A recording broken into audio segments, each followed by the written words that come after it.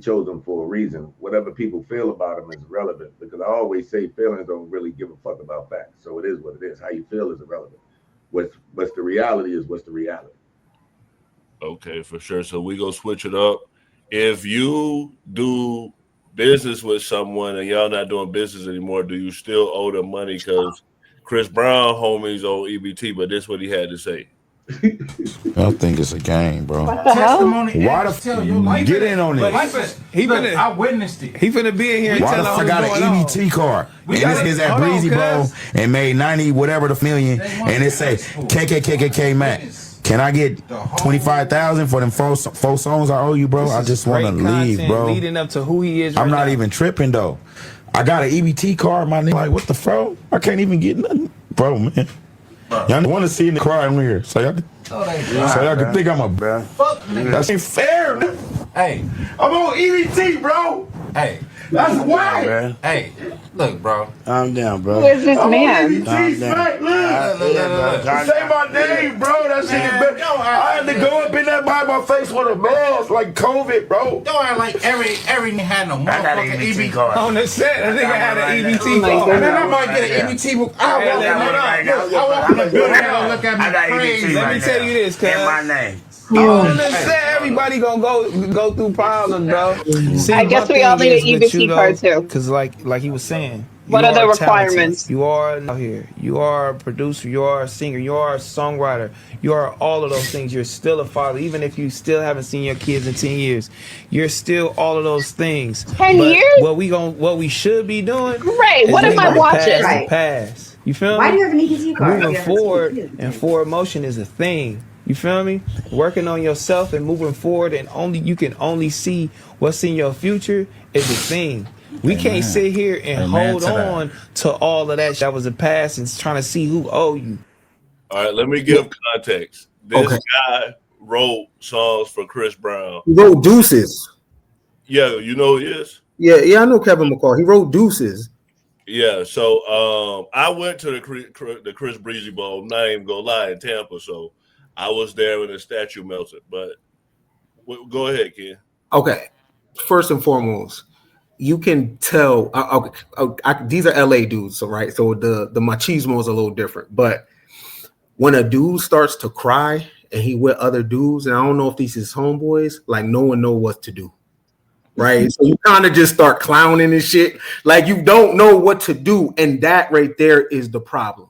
Right. And I think women have a better way of handling each other when they're breaking down and of listening and shit like that. The dudes are so uncomfortable when a guy is doing that. But if a men are not your safe space, who the hell is going to be your safe space? Right. In that moment, they didn't stop. They didn't be quiet. They didn't just let him talk, let him get his shit off or whatever. They genuinely don't know what to do. And it's like that in a lot of guy spaces. And that's why dudes hold it in, because even when you're around your male homeboys, you can't have that moment. You don't even know what to do. Look, they was joking at first. They don't know what to do. He could be suicidal. They genuinely don't know what to do. And guys have to have a safe space to catch each other in that. So it takes pressure off women, because women gotta fuck us, feed us, clean everything, and then be that too, because men don't be that for each other. That's a problem. That's a problem. Does Chris Brown owe him the money? I haven't looked into the business, but that's what's that? The Back on Fig podcast. I think the dude you see, this dude you see with the hat backwards. He used to work with Tyga, and they all like got gang ties in the LA area. They got a pretty successful podcast. But from what they say, I hadn't looked into it too much. He wrote a lot of successful songs for Chris Brown. And I guess they say the music business crooked. I guess they found some way to circumvent paying him, and he just kind of, I guess he's if you feel like you did something and it turned out to be a big success and you worked hard on it and you didn't see anything from it, like they kind of just finessed you out of it because you didn't know the business. I guess it might have us all in this kind of state of mind. You know what I'm saying? So I don't know. I mean, he might own some money. I don't know. Well, before everybody else respond, I want y'all to see a clip that resurfaced that might make y'all feel a little different about it. Songwriter Kevin McCall, and I blew the hell out of that. I wanna put them clothes up your body like a banana. Chris Brown called me and like, look, this song is going real good. We about to do the video. I only got a check for $10,000 at that time. Spent that up in no day. Tried to get a whip, some dumb shit. But when I finally got a check for Deuces that was over 6 figures, I opened that mug up. It was like, I ain't never seen nothing over $10,000 in my life. So when I saw 100 and something thousand, I'm like, I looked at my cousin, I just closed it. I got scared. I didn't even get happy. I'm like, well, I'm gonna put this shit. Didn't know what to do with it. Didn't know where to start. The most I had ever paid for rent at the time was like $300. It took me almost losing my family to realize, okay, something's not right. I had a 4-bedroom house in Woodland Hills, and my child's mom had to pay the rent. I'm thinking I'm broke, not knowing I got checks coming from here, here, on this tax ID number, all these things that I'm more familiar with now. And if I knew them then, I probably could have saved my family, but I knew I blew the bag when I had to move back into my parents' house for like a week. Just that whole time period was the most embarrassing time. I almost crumbled to the pressure, and then one of them royalty checks came in again. Praise the Lord. Another little $10,000 or something to get me back started. I got me an apartment. Then I lost that apartment. I was back on my grandmother's couch again. I had to really sit back and say, okay, well, where's the money coming from? How do I get paid? How do I manage that to where I could survive? I blew a bag, but like they say, you're never a millionaire until you lose your first million. Mia, you was like, what the F I got you watching? And you are definitely the person that want people to get EBT. So you the reason he in there crying. At least he get EBT.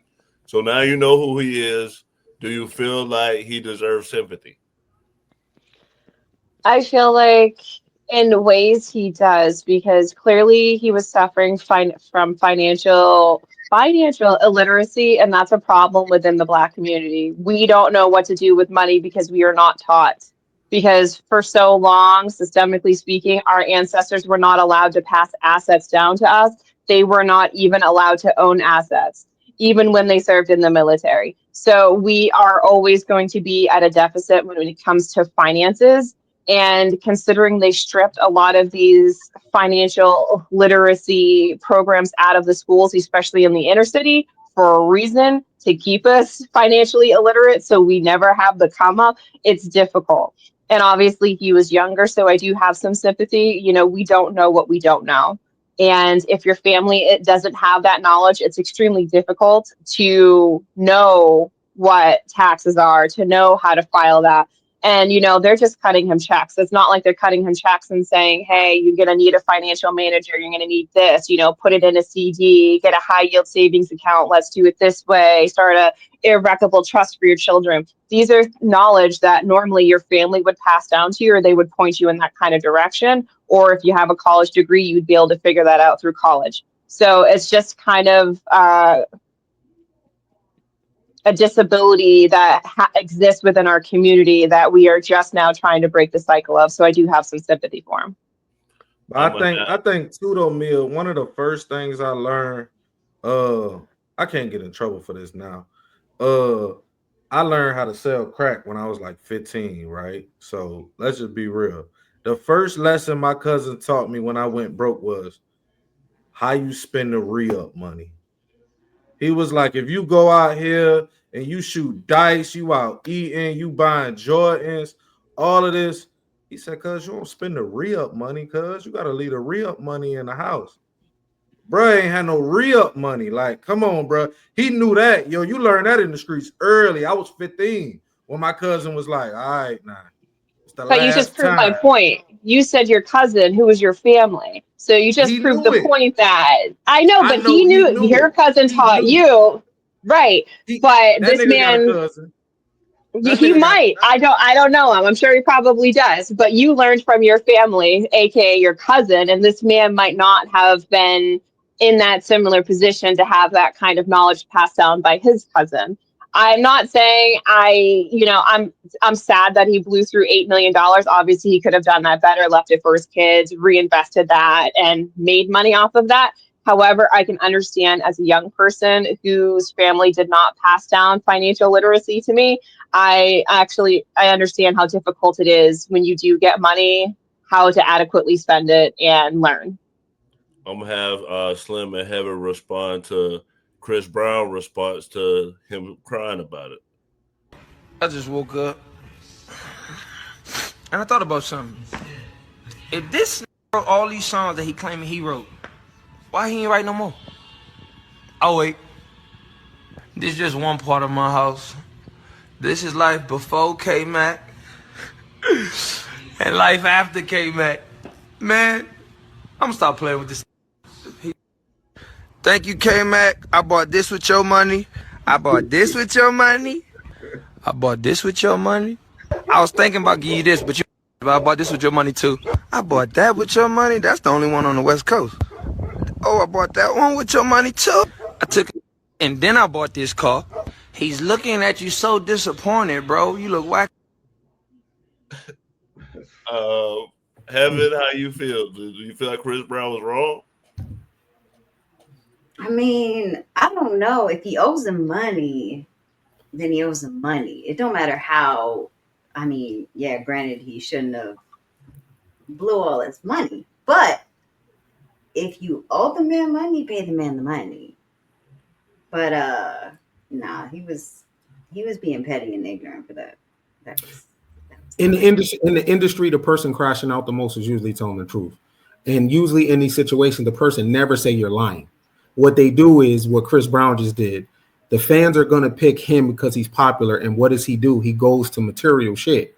The average American is check to check and poor. So because Chris Brown has that, they're going to pick him.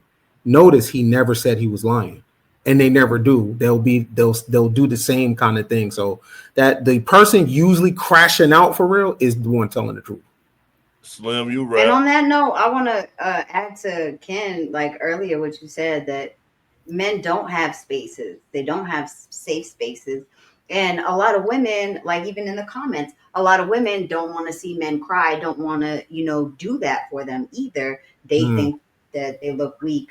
I think that it's really a societal issue that we have, that we need to start prioritizing men's emotional and mental health. I just want to throw that little bit in there for you. Slim, was Chris Brown right for stunting on him? Nah, that was a little out of whack, man. The thing is that when you get involved with these things, there's contracts, right? And I believe Chris is acting like that because he's protected through that very thing. At the end of the day, if these guys are not looking into the written documents that they're putting their name on it, what you see is the reflection and the cause of that thing. It's not nothing of Chris owing him money. He spent the money he made expecting to receive more revenue without doing the thing he did to get the money the first time. So one thing about us is we don't be consistent with anything. And when we start being consistent, that's when we're going to see a change in anything we start doing as far as making a life for ourselves, our children. Consistency is everything. $100,000, $1 million is no money unless you're putting at least 70% of it towards something else that's going to generate more income. A bag is just a bag one time, if that's just what it is, if you're not being consistent with the bag to break it down. And that's the situation he's in. He can't rely on Chris because Chris still working. For sure. So I'm going to play a final clip before I do our closing thoughts, a funny clip. Said this week, he spoke to the president of Puerto Rico and the president of the Virgin Islands.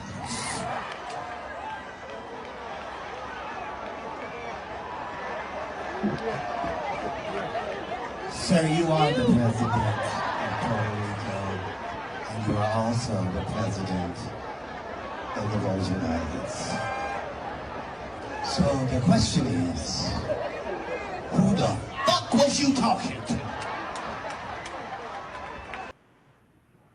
Shout out to Cat Williams. If you're watching right now and you're not subscribed, hit that subscribe button and press that notification bell to know when we go live.